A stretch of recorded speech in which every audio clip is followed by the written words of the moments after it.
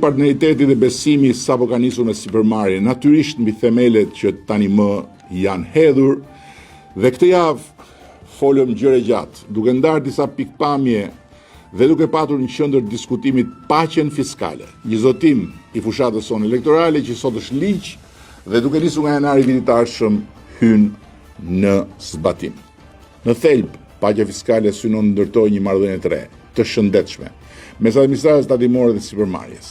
Ajo u jep mundësi ndërmarrjeve që nuk janë në konflikt me ligjin të vetë korrigjojnë deklarimet e të shkuarës, të rikthehen pasqyrave të mëparshme dhe për çdo korrigjim të paguajnë një tatim fitimi vetëm 5%. Po ashtu marrëveshja mes sipërmarrjes dhe administratës për tavanin e ri të fitimit vjetor sjell paqe dhe qetësi, shmang çdo inspektim dhe ul barrën burokratike që shpesh peshon më shumë se sa bara fiskale.